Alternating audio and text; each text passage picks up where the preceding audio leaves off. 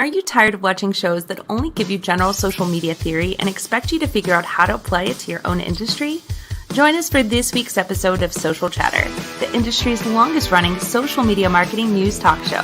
Not only will you learn the latest breaking news, but you'll also gain practical advice on how to apply it. Now here's your host, Christian Karasiewicz.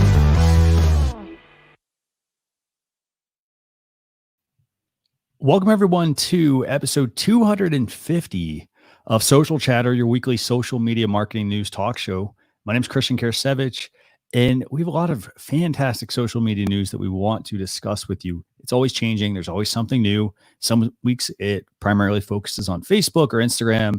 Other weeks it might be YouTube. This week it's going to be WhatsApp. And we've got some really good updates from WhatsApp, a couple from Facebook, and even a really cool Google Analytics feature. But I'm going to go and bring on Jim. Jim is my co-host for Social Chatter. Jim, how you doing? Doing great. How you doing, Christian? Fantastic. I see we got our memo on, Blue Shirt Day. Fantastic. Right. So, do you want to tell everyone who's this week's guest? Yeah, we've got a very exciting guest, Yifat Cohen, also known as I'm That Geek, or I should say She's That Geek. And she's quite the impressive, not only live streamer, but live stream producer.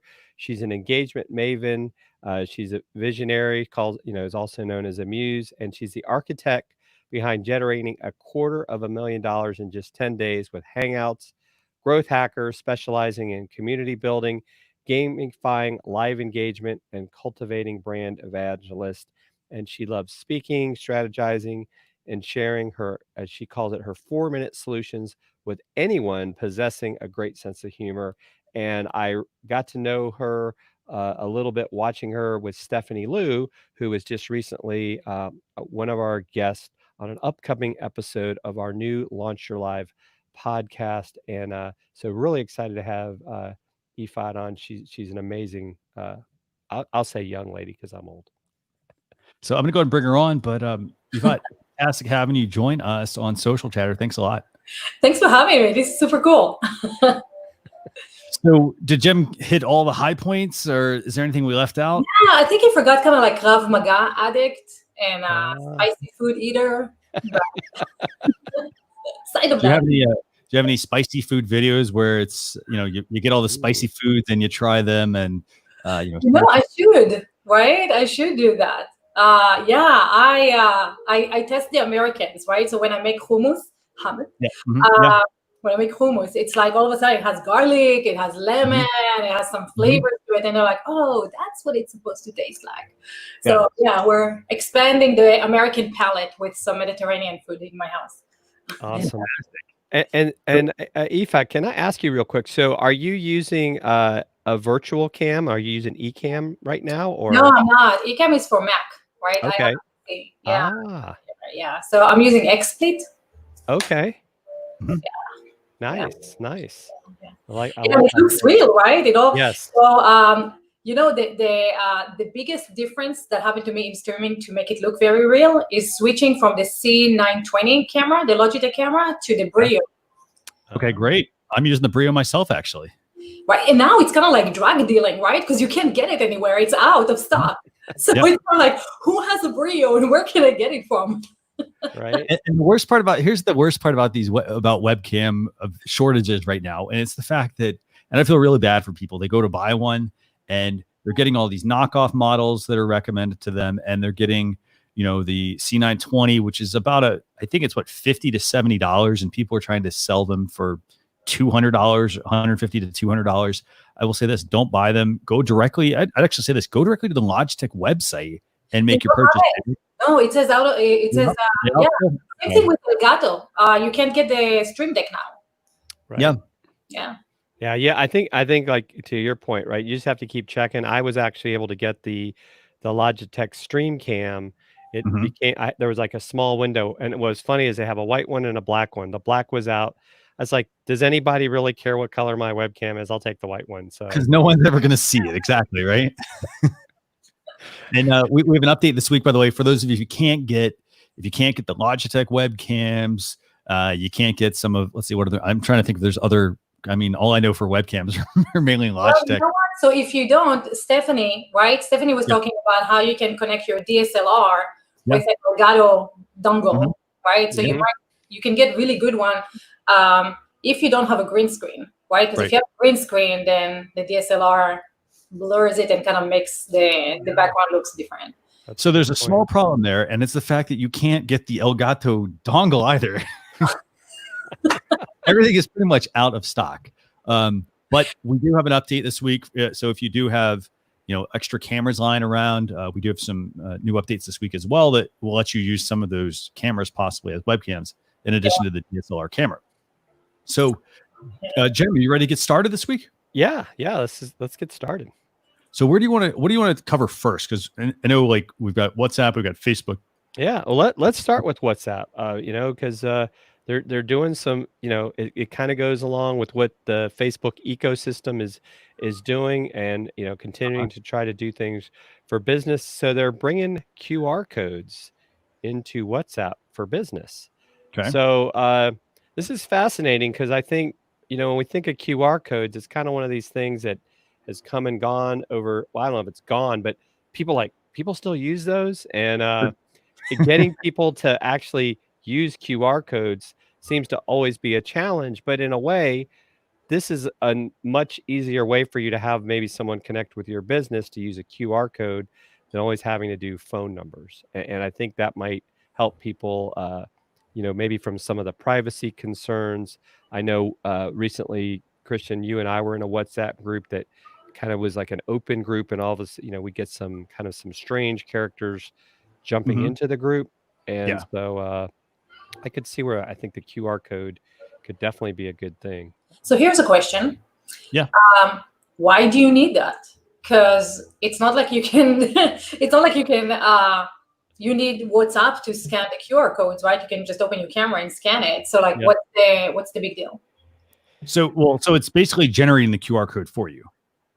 So for example, I look at this from a customer service standpoint. If I'm a business and let's say I struggle with figuring out where do I send my customers. So for example, I know I can tell them, go to all these places, but there needs to be a primary point. And, for example, I can put this, the great thing about this is I can put this on a flyer. I can put this on my products. I can put this in my store display. So if people are going to the store, I can put it on my website, even somebody, this code is generated within WhatsApp, and then somebody will be able to scan it and it will direct them back to the WhatsApp business account. I've realized, yes, people can go and type your name in, or they can put you in their contacts. But if somebody doesn't have that, that's the real benefit here, I think. But so you can create QR codes with free services out there. So is that what you're saying? Like the specialties that you create a QR code from within WhatsApp instead of a different QR code service? That's the primary way. Yes. It's basically, if you look at the screenshot here, so basically you get a bit of a branded WhatsApp QR code. I realize you can go to other services and do this as well. But it does tie. It's almost like Instagram, for example. Instagram has a feature where you can scan the name, for example, that somebody can put out, and it does the same exact thing. Somebody scans the name, they can dump them off to Instagram. Yes, they can go and do a search and whatnot. But the benefit here is that in order to do these QR code scans, all you actually have to do is go to for example, if you're on an iPhone, you go to the settings menu, you go to the camera setting, and there is an option you will want to turn on, and it will be to scan QR codes. And you turn that on, and that will actually then make it easy for you just to pop open your camera and automatically scan that QR code that a business has put in their marketing. That's, I think, where the benefit is. Jem, what do you think? Good update? I think it might be a good update. I kind of see where Yifat's coming from as well. It's kind of like, well, why do I need a QR code? You could even send people a link to your WhatsApp, right? Like, hey, click this link and I'll put you in my group or whatever. Even use an email. So I don't know that I've never created a QR code. I know people had QR codes with their chat bots at one time, and Facebook made them go away from that. So people got upset with that. It's kind of like the whole digital business card, right? Like, oh, just scan this and you'll get all my information. I think the problem there is that we sometimes lose, as I like to call it, the human touch, because if all of a sudden all your information goes somewhere in my phone, am I going to remember that I even connected with you? So that would be my issue with the QR code. It's not as, it's got, oh, scan this, and then you're like, oh, did I scan something? I don't even remember. Yeah. What do you think, Yifat? I think it's pointless, honestly. I've used QR codes before, even in videos. I'll be like, hey, if you watch my video right now and you want to talk to me, scan this and you come to my Telegram. So so this happened, like you could have done this before this update. So the update is meaningless. Like if you really want to send someone somewhere, you could. But I'm also very, very big, as I told you before, I'm very big on don't build your home on rented properties. Right. So I'm very big. If you scan a QR code, come to my site where I can retarget you, I can chat with you, I can grab your email, I can build that relationship. I don't trust Facebook to ever keep any of my accounts open. I don't trust LinkedIn to ever keep any of my accounts open. So if I direct people somewhere, I direct them to my own real estate, my own website. If they find me anywhere else, then find me, that's fine. And here's a QR code to come back to my house.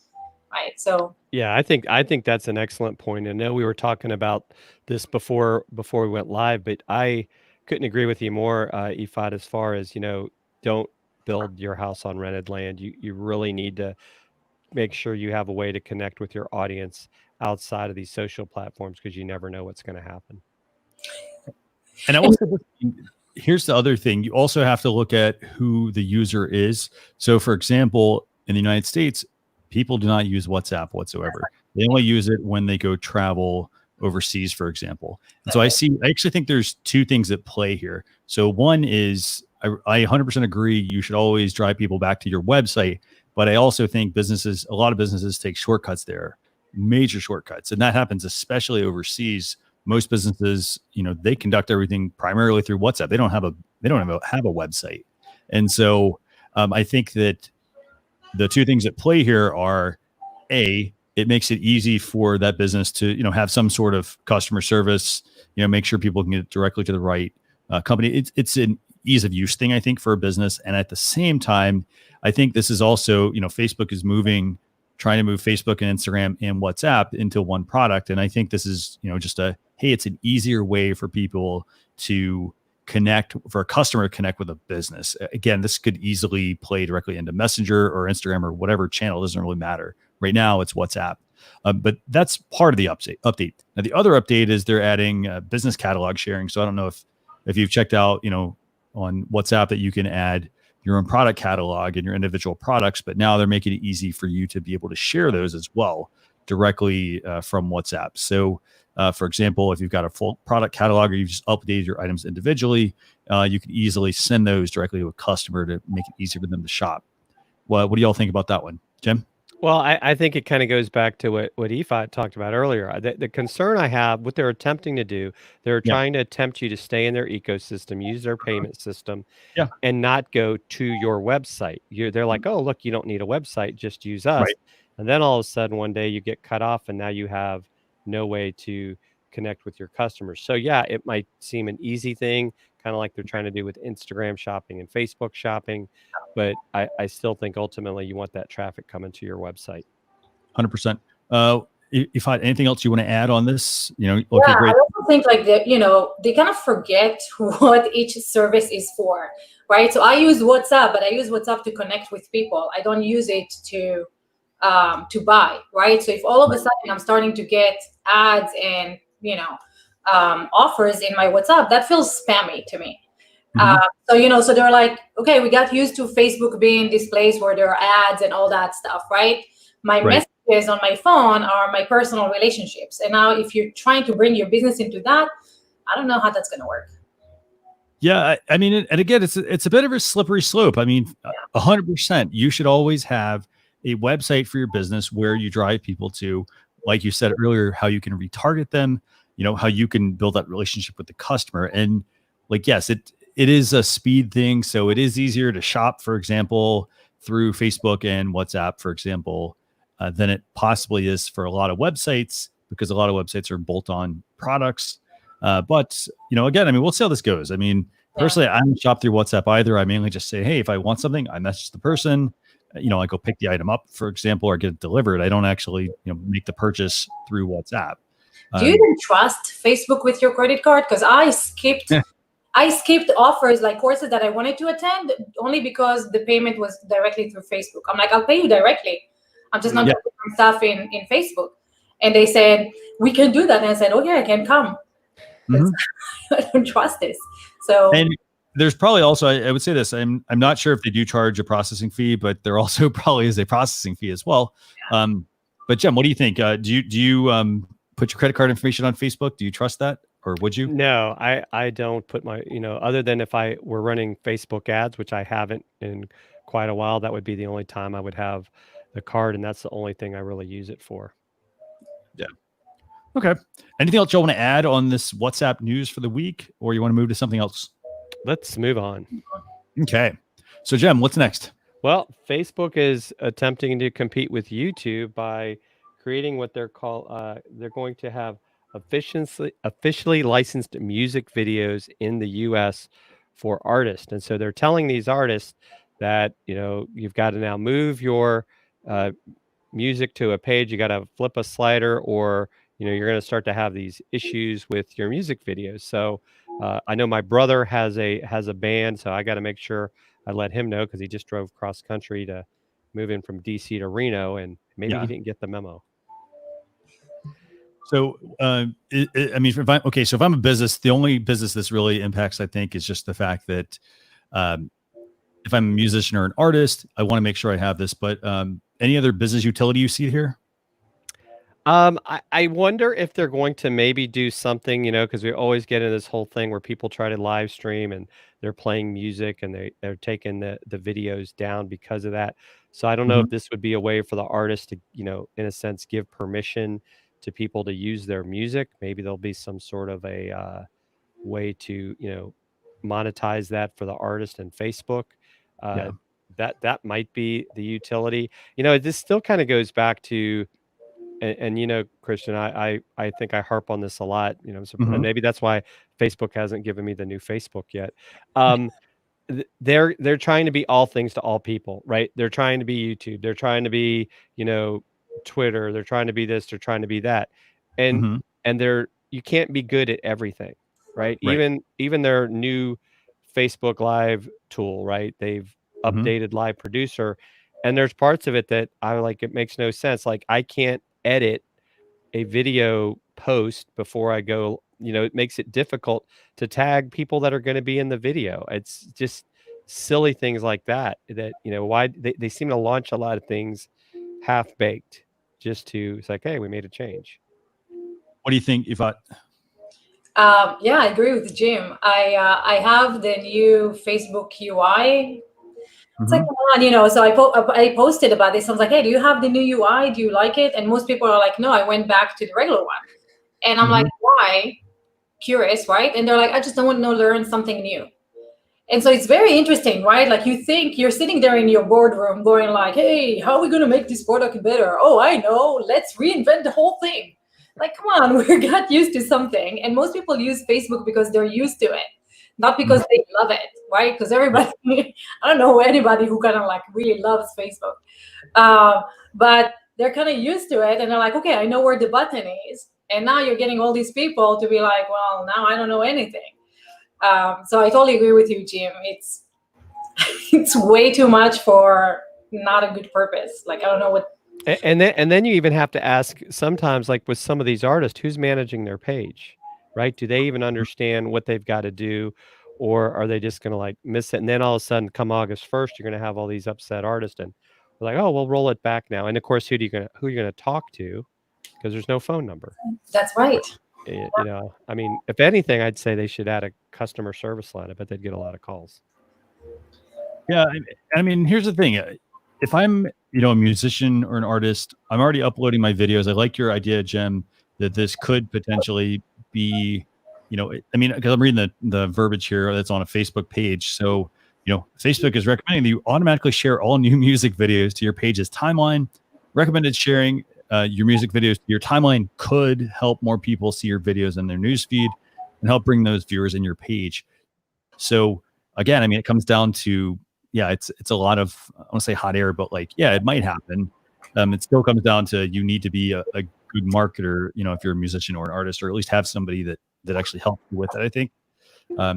Again, you do need to make sure you take your videos and put them on all the appropriate channels, if you're a musician and you want to get some traction. But what's weird about that one is that I'm always curious, because I'm not a musician, right? But everything's being ripped off on the internet, right? There's no, like, you're going to put something out there, someone's going to take it and, claim it as their own and reuse it and, all that stuff. But as a musician, don't you want your music to spread? Isn't that the thing where you're like #1 at the top chart? Like, you want everybody to use it, right? Right. So it's very weird to me. Like, you want to monetize it, but you want people to use it. And if there's a song that everybody loves and shares, then they're going to listen to the rest of your album, right? And all that stuff can already be found on YouTube, Spotify. Like, people just listen to it. And artists, I think, have moved from selling music to selling performances, right? Or merch, right? So don't you want people to be using your stuff and sharing it, even if you don't, they don't pay you directly, $1 for every time they play the song? It's weird. I don't know. And I think even, aside from, like, you're talking about merchandise, I don't think of Facebook as a place that I go to listen to music. Right, exactly. Yeah. Yeah. So that's, so I would be, it's more likely. Even like with Apple and Spotify, right? They might say, like, oh, you might like this artist based on this stuff you've been listening to. And so I think I would focus more time there than I would on worrying about, unless you are posting videos, then you might have to worry about, all of a sudden that's going to cause you problems. So interesting. It's very weird. Lindsay Sterling. Remember her? Do you know her? She's the one with the violin that dances as well, and she does all these covers and everything. So she went to American Idol, and they booed her off the stage. They said nobody will ever listen to anything like that.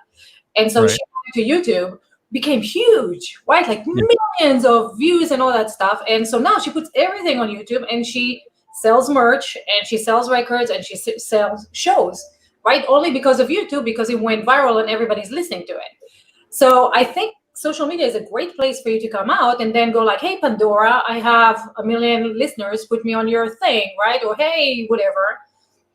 I don't know that world. Yeah. Yeah. And we just had a comment from our friend Chris Stone, who used to work for Sony. And he said that, the issue is payment and licensing. And so that's a great point, Chris. And so, thanks for chiming in on that over on YouTube. So it'll be interesting. I'll have to talk to my brother and see what his band is going to do, because they've got a couple albums out, and I know they've done some performances on Facebook on their page. What they're going to do about that. It's and here's the thing. I mean, I like your idea.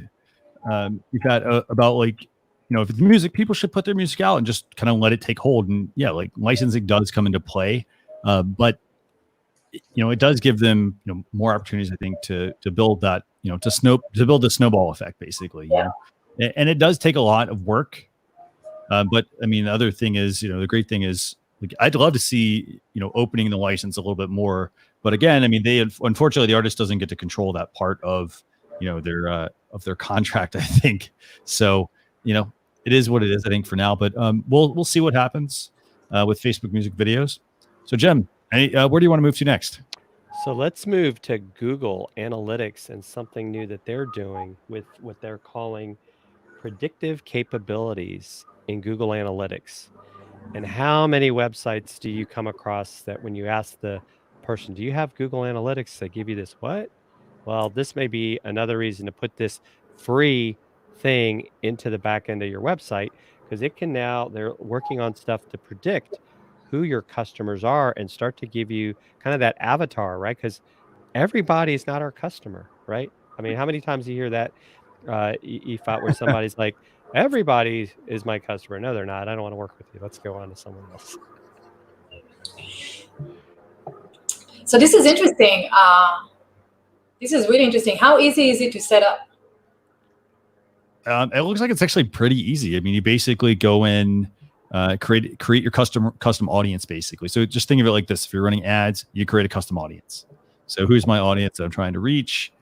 In this case, they're giving examples of likely 7-day purchasers, likely first-time 7-day purchasers, likely 7-day churning purchasers. I would be intrigued, by the way, with this. Do you think they were possibly also reading emails and things like that, and maybe combining that with Google Analytics? Does that make sense? Do you follow where I'm going with that, Jim? Yeah. Like, because they already do scan emails and they do predict ads, and What? they run ads based off of that. So No, I'm they don't wondering, do that. if maybe, if you think about it, maybe they're building some sort of behind the scenes tool where they can match these two things up. Give the person maybe a quality score, for example. Hey, do they send a lot of spam emails or things like that?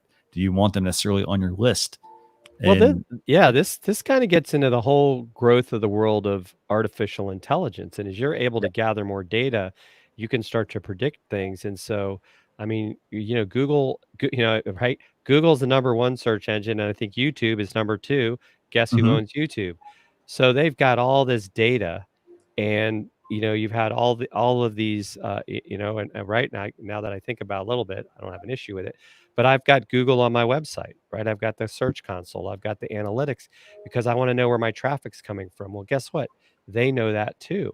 So I think this is a great idea with them, especially if people think that they're attracting one type of audience, but the analytics are showing, no, you're not bringing in the audience you thought you were. And so maybe that will create you updating your website, changing your content because you're not, or maybe realizing these are really the people I should be targeting.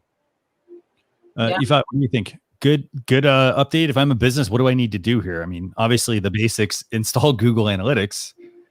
Right. What's really fascinating? So Google Plus was created to create a cyber identity. And when you're talking about what's connected to Google, you got Maps, you got Search, you got YouTube, like you said, right? You got Gmail, and you have everybody's Androids, and you have Google Play, and you have Google Music. So it's a whole ecosystem where they build this cyber identity, like who you are, right? And they give you suggestions. I don't know. Do you guys have Google Now on your phone? I don't have Google Now yet, but I do. But to your point, right? Google Photos, even right? Even as an Apple user, sometimes it's easier I've told some of the folks I work with, well, put Google Photos on your computer and on your phone, and now all your iPhone photos, even if you have a Windows computer, you can still access them through Google Photos. So then they get that too. And they analyze photos, right? They now know locations, they know what you like, they have your reviews. So in general, they know a lot about you and what you buy and how you behave online. So I think this is fantastic because most people don't know who their avatar is. It's like one of the hardest questions, right? You gotta like narrow this down. And it would be fantastic to know who's visiting your site.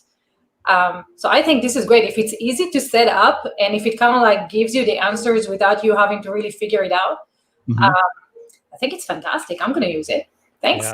Yeah. And this is the other side to this also is, to your point earlier, you thought, it's the fact that you need to have a website. So for example, if you want to run Google Analytics on your website, let's start this off. You should have a website for your business. Yes. And you put Google Analytics on so that it can start to crawl and give you insights into your website. Like, what are the keywords? What are the top articles that are driving traffic? Like, I get an email every month. Here are the top search terms.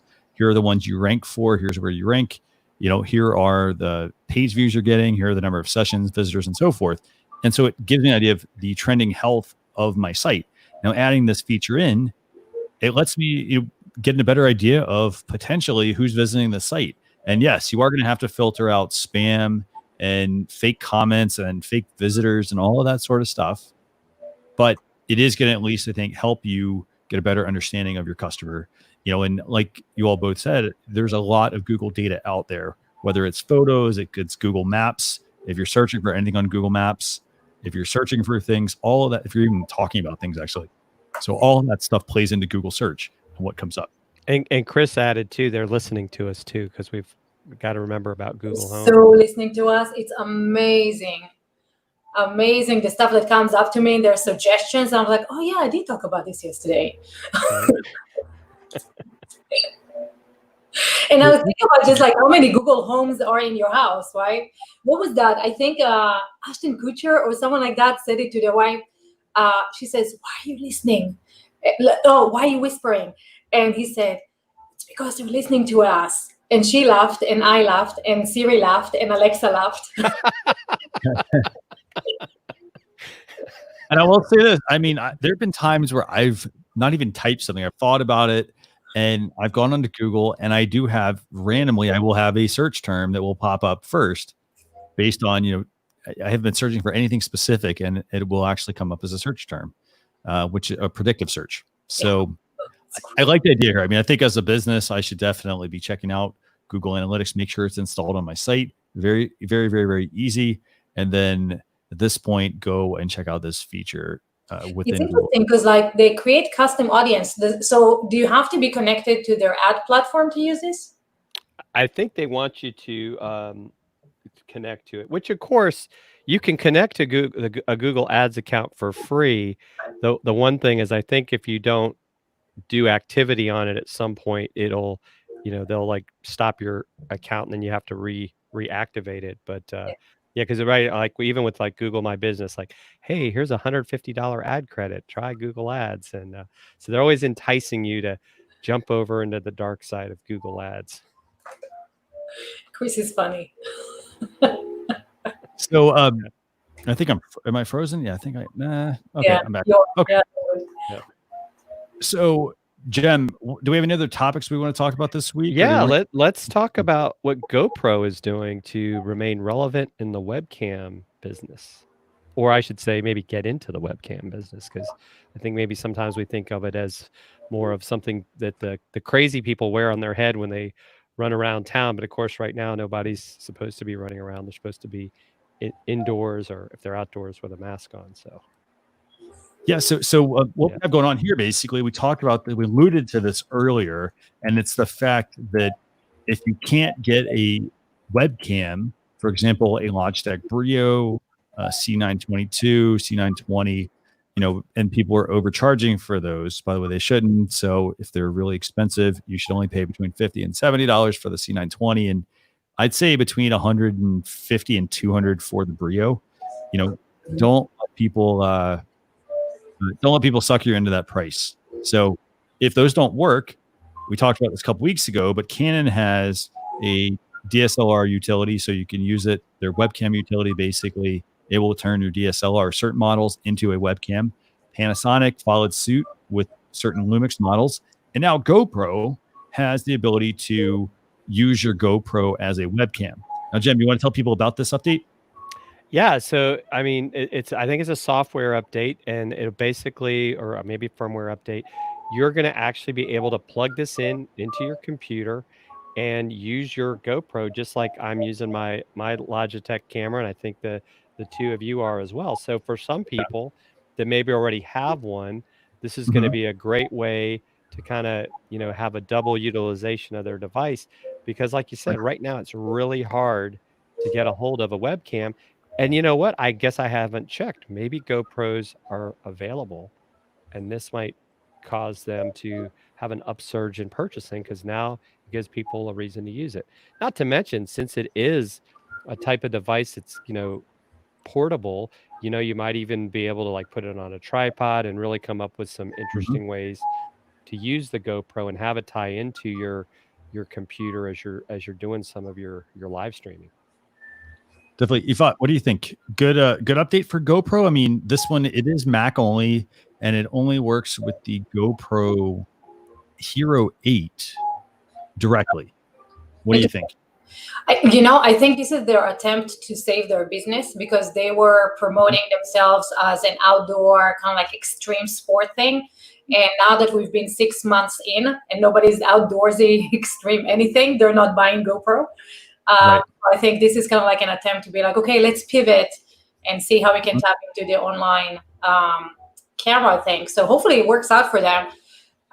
They do need to have PC if they really wanted to grow, right? Right. Because gamers use PCs, and gamers are the ones that actually play with all these things. They're kind of like their avatar, like a gamer and an extreme sport person. I think in my mind, it's a little bit more than a Mac designer person. Yeah. So I think that's a good point. I mean, I would also say this about the GoPro. So if you do have an older GoPro model, you do need to get a capture card in order to use that as a webcam. So you can't just plug a Hero 7 or a 6. I don't even know if they go down to a 5, but you can't plug those directly in and use them as a webcam. It's got something to do with that USB-C port that is built into the Hero 8. It is a software update, but you plug it directly in and it should work. No problem whatsoever. I think that, like, I will say this, I like your point as well, Yifat, about the fact that people aren't necessarily buying GoPros right now, but hey, they may have them lying around in a desk drawer because I don't use them very often. The one I use when I go do some sort of outdoor water sport or whatnot, and I don't necessarily, otherwise I'm not going to use it. It's going to sit in my desk. So it's good to see that GoPro is, trying to come out with something like this. I honestly think that they should have released this to begin with on all of the models. I mean, that to me, like, also sets them apart. Instead, right now, they're in a sort of reactionary mode because you've got your Canons, you've got your Nikons, you've got your Panasonic Lumix. They've come out with a utility already. So you have to, they're basically forcing your hand. You have to come out with that because otherwise people are going to, they'll pull that other camera that they have in their desk and put that into their production. Well, and I think to the point earlier too, right? A lot of people, like I know Stephanie Liu is big on using DSLR cameras. So a lot of people are wanting to kind of go beyond what the webcam does and go to that next level with DSLR cameras. So they're not even thinking of the GoPro as a solution in there. And so, cameras are continuing to evolve. So GoPro needs to continue to evolve as well, or they'll, because even when you think about gimbals, right? People are using gimbals, and I'm blanking on their name, but DJI has like the little Osmo Pocket, so I can go around and do crazy things with that if I want to stream. So they've definitely got some competition out there if they want to. You familiar with the Pivo? I have heard of which it. one? Pivo? Which one? So Pivo is this little thing that basically you put your phone on it and it follows you around, and it has all kinds of modes, and it edits inside the app. It's fantastic. I bought it because I wanted to go mobile, to stream mobile from my phone wherever I was. The quality is not that great of the streaming, but it's fantastic for creating, live streams where you're out and about and you're moving and it kind of like follows you, or creating like action movies, or I did my Krav Maga, so I just put it there and I was like, okay, follow me as I spar. So it's great, but it's just an app that only works with that app, right? So if I'm on Zoom or if I'm on wherever, it's not going to follow me around because it's not the app. Right. Right. And so one of the things with all these cameras is like, if their app is unique to just one function and it doesn't talk to other things, then it becomes very limited in your use, and you're only going to use what you're used to. Right. So if I'm used to doing this with StreamYard, that's the only thing that I'm doing. It doesn't matter if I have a GoPro or Logitech, then I'm only using a Logitech because it's easy and I'm familiar with it. Right. So they need to kind of like expand and start talking to each other if they actually really want to be the cutting edge and leading in this type of online streaming video marketing thing. Right. Well, and I found that even with my gimbal, with my DJI, that even though it said I could live stream, it seemed like when I would go to Facebook, it would only go to my personal page and it wouldn't let me pick a business page. Now, maybe they've updated it, but it's kind of like to your point, if I could actually tie it in where I could be moving around and I could be doing this to my business page, I would be more likely to use that maybe as a a different feature, as well. So it's interesting. I think sometimes they're thinking so much about the hardware, they're not thinking about the integrations and where they should integrate. I think that's a great point. So now we're going to switch over to the second part of Social Chatter, and that's where we interview our guest. And so we talked at the beginning that Yifat was into live streaming. I participated with her on the Ecamm Leap into Live boot camp that they put on. I think it was about a couple months ago. 1 month. 1 month. Okay. So now we're going to chat with her about live streaming. So Jem, do you want to kick off a couple of questions for Yifat? Yeah. The first question, Yifat, what advice would you have for businesses thinking about starting live streaming? Yeah, so the first one, a lot of people forget that live streaming is different than pre-recorded videos, right? So it's much easier to create a pre-recorded video, edit it, and then put it out there, right? There's no bloopers. You can say whatever you want to say, and it's easier for you if you want to communicate a message. But the difference is, so if you're flipping to live streaming, think about live streaming less about the content and more about the engagement with the user, right? Because otherwise, what's the difference for your viewer if they're watching pre-recorded video or they're watching a live video? So if you're doing a live video, you want to bring people in, you want to have a conversation with them, you want to ask them more questions, and you want it to be more interactive than broadcasting. So flipping your mindset from broadcasting to engagement is a big, big differentiator between just putting content out there and actually building a relationship with your audience. So that's the one thing. The other one is like you really want to move viewers from passive viewer to active participant. You want them to comment. You want them to come in and talk to you. You want them to click and share. You want to have a conversation with them. And right now, most people use that as like, hey, just comment and we'll pick the comments that we want to pick. That doesn't make people want to join you when you're live. If you're looking at what Gary Vaynerchuk is doing right now, he's doing Tea with Gary V, and he's bringing people in. There's no PowerPoint, there's no topics, there's no preparation, nothing like that. Someone comes in, they ask a question, he answers it, and that's it. And then he takes that and turns it into content. So, right? So as a business, if you think about all the work that we do to actually get someone on the phone or get someone to talk to us face to face or get someone to just like have a conversation about what we're doing, all the emails, all the videos, all the articles, all the social media, we're creating all this content to get to the conversation. Flip that, right? So flip that content marketing on its head. Have the conversation first in live stream, exactly like Gary Vaynerchuk is doing, like I'm doing, like you guys are doing.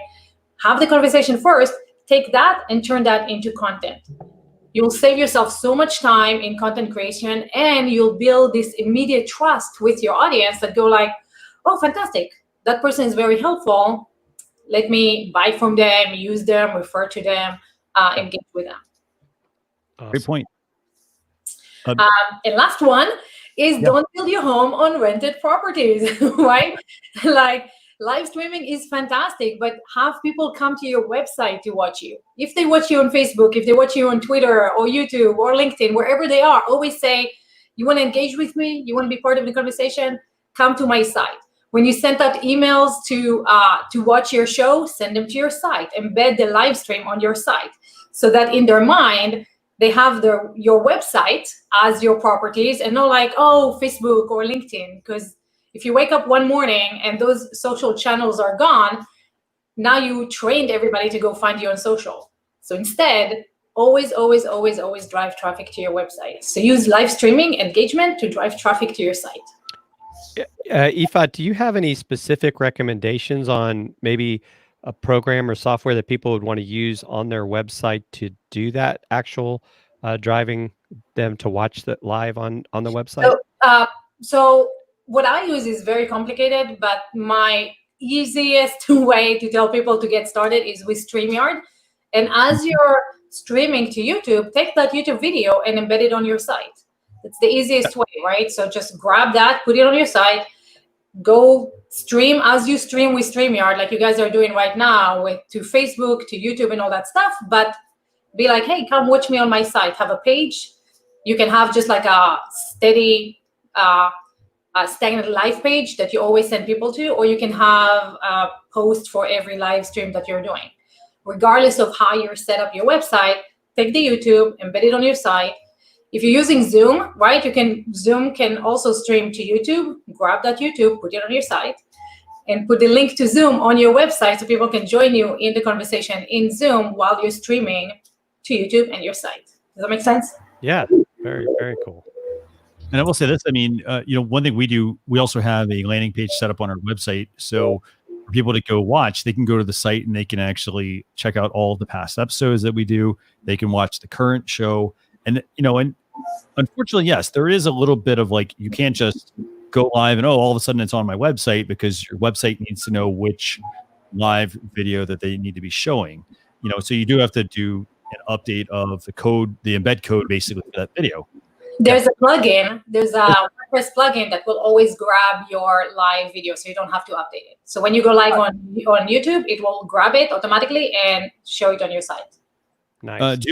If you have that, actually, do you want to drop that? I think you can drop it in the comments. Yeah, I can find it and I can find it and put it for you. That's a good tip for people, because a lot of people, they look at it and say, well, it's easy. They look at the shortcut. The easier way is, let me go to my website and or let me send it to my social media channel, because I don't have to do anything extra. In this case, you really don't have to do anything extra, it sounds like.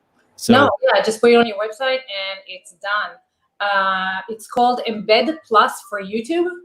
Okay. I'll give you the link. So super easy. It's free. You can of course update, upgrade, and all that stuff. But you basically need to grab an API.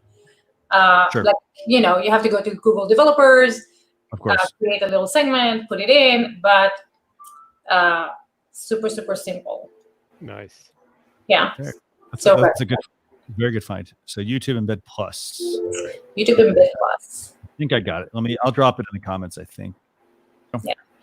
So, Jim, do we have any other questions for Yifat? Yeah. Yifat, what are 3 tips that you would give people to become more confident on camera, or as we like to sometimes say, a media presence?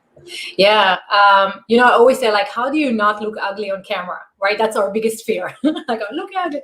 So the first one is do what the pros are doing. None of them is talking to a motionless camera. All of them have a staff behind them, right? Someone who mans the camera, someone who does the light, someone who does the sound, or just a team that is standing in front of them. And so when they tell a joke, there's some facial reactions that are happening. And so if you're starting out and you're struggling talking to a motionless camera, then don't, right? Bring someone in and talk to that person. And now your focus goes away from, I'm just looking at the camera and hopefully people like what I say, and you're stuck looking at your hair and all that stuff, and it distracts you from everything. Yeah. If you bring someone in and you have a conversation with them, the focus goes away from you to them, right? So that's the first one. Have someone that you're talking to. Bring a customer, bring a lead, bring a fan. Just bring someone to talk to. Have a co-host like you guys are doing, right? Mm-hmm. It's very, very hard to talk to a motionless camera. So that's tip number 1. Tip number 2 is always look at the camera and not at the person you're talking to. Because if you're looking at the person you're talking to, the person who's watching you on your live stream thinks you're looking down and not paying attention to them. So you want to make eye contact. Always look at the camera. People forget that, right? Because we get so involved in the conversation and our eyes going looking at the person who's talking, and we forget to look at the camera and we lose the eye contact with the viewer. And the last thing is simple is better, especially when you're starting out. So don't worry about green screens, and don't worry about lights, and don't worry about all that tech stuff that you can do. What's important is that you build this emotional connection with your viewer, that you're moving them from a passive viewer to an active participant. And to do that, you need a clean background, not all the jazz and things moving and all the things that you can do. Forget about that, right?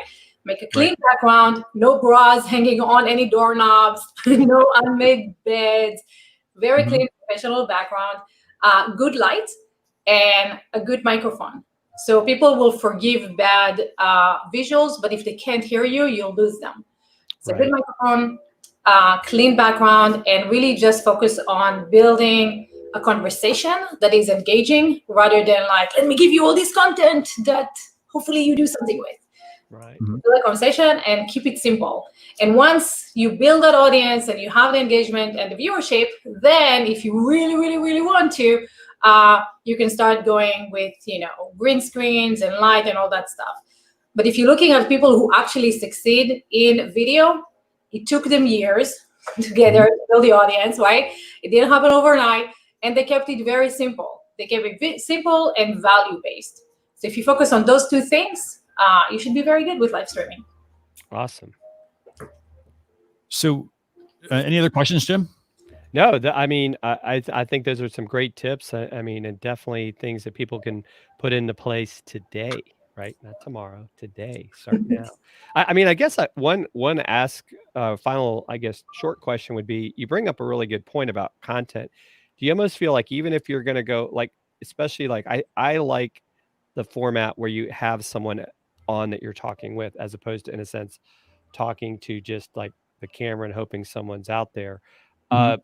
Do you think if you're doing content, Yifat, is it maybe better to do, if you're by yourself, do a short video and really maybe set it up to like, hey, we'll have a longer conversation where I want audience engagement at a different time?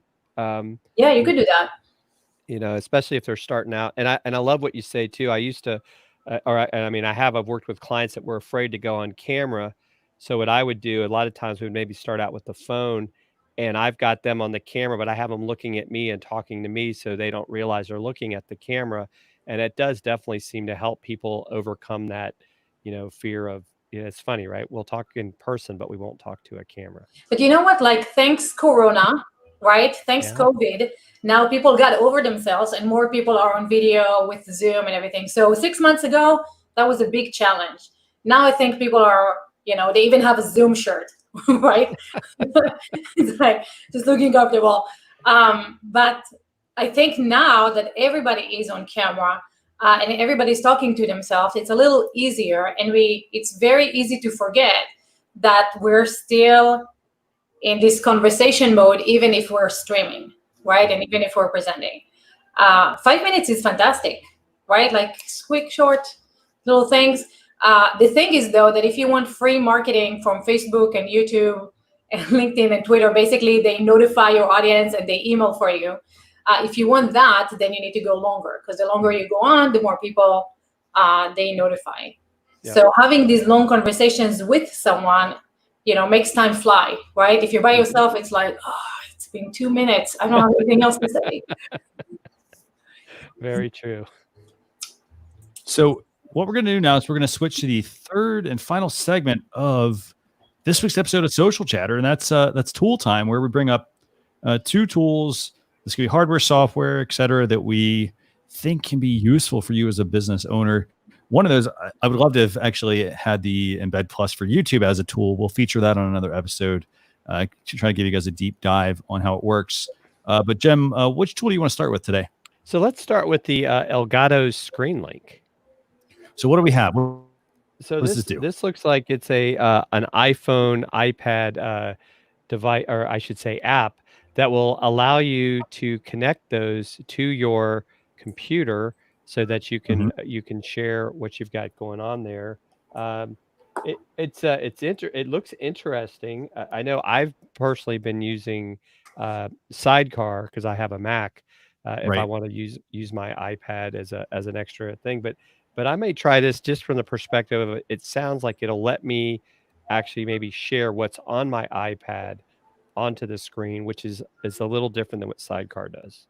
Yeah. So what does Sidecar do? Can you explain that one? Yeah. Real quick? So Sidecar basically turns my tablet into a second monitor, and I can actually drag stuff from my main screen over to the monitor. So it gives me the ability to, basically have 2 things. But I was actually playing with it the other day on StreamYard, and I was able to pull my whiteboard from the Mac onto my iPad, and I was writing on that Mac, whiteboard on my iPad while being on StreamYard. So that was pretty cool.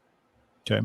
So you've got that one. And then in addition to obviously being able to record your screen, you also, if you have an iOS device, it is built in as well. You can do recordings. So if you want to narrate something, for example, you can record your screen and narrate it as well. Yifat, what do you think about the Elgato Screen Link? Do you use this app? Do you use something else? So this is Mac only, right? Yeah, Windows. This is an iOS one, yes. You're totally Android, I assume? Yeah, you know what? My first smartphone was an Apple, because they were the first one to come out, right? And then they had a bowel movement and decided that you can't use Google Maps. Do you remember that? And everybody was going off the cliff with Apple Maps. And I was like, you know what? I don't like paying for something and having someone tell me what to do with it. And so I dumped it for the Android. And that was it. And you never went back. Never went back. But also, like, as a Mac person, there's so many things. Gamers cannot use Macs, right? And if you want to improve, upgrade your computer and add things to it and all that stuff, that's more in the PC world than the Mac world, right? The Mac, you just buy a new Mac.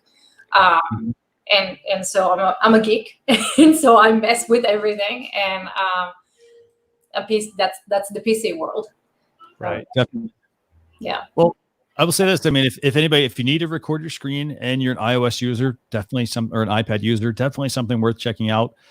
This is a free download. It's a freemium app. It's free, but then there's an in-app purchase for $10, which will give you access to higher quality recordings and a few other features. So definitely something worth checking out, the Elgato Screen Link tool. So now, Jem, what's the last tool that we want to talk about this week?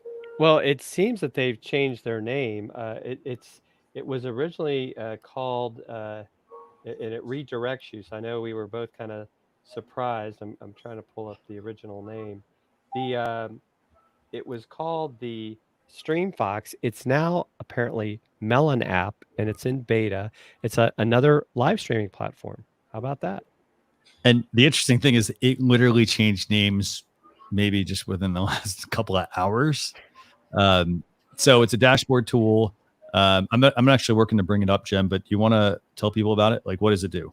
Yeah, so according to what they've got here on the thing is it's a web-based live streaming studio, and it's going to let you broadcast to Facebook, YouTube, or Twitch. And it says 5 clicks and you're live. Simple. You can invite guests with ease. They don't have to have an account. Sounds a lot like StreamYard and Ecamm and all these other programs. You can customize your broadcast, and it allows you to go live to 3 platforms at the same time.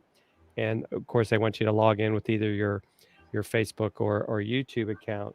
So I'll be interested to see, because I think and I think Yifat, you would probably agree. A lot of times it's like people want that functionality, like the software you use, right? I love how it's lets you put the graphics on your screen kind of where you want them. That sometimes is like the shortfall of things like StreamYard. But as I discovered recently, I can actually use Prezi as a virtual cam with StreamYard. So if I want to set my graphics up in a different way, I don't necessarily have to use the built-in branding tools of StreamYard, but I can still bring in things like their banners and their overlays. But it definitely looks interesting.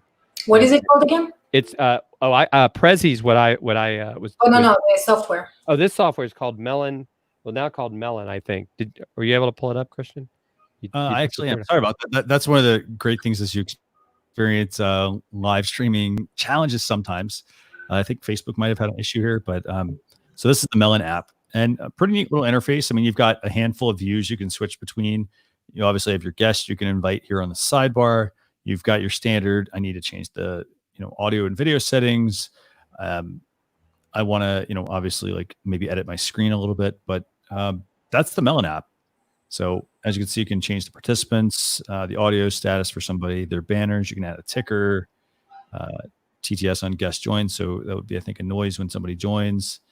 And they actually do give you a couple of nice backgrounds, actually, which I think are kind of cool. Instead of they give you a couple of colored ones, and you have to upgrade to their pro plan, I guess, if you want custom overlays. That's interesting. So, right. Yeah.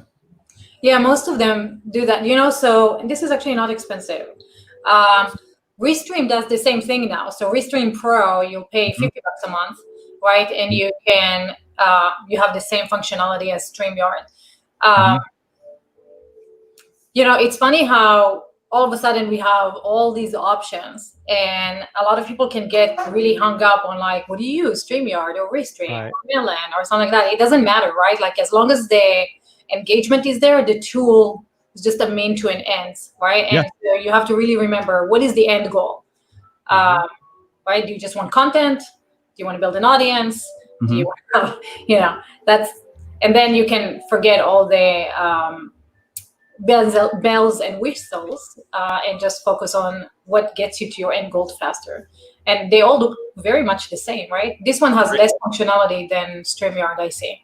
Right. Yes. A little bit less functionality, $20 a month if you do an annual subscription, $25 a month if you do a month-to-month subscription on the Pro plan.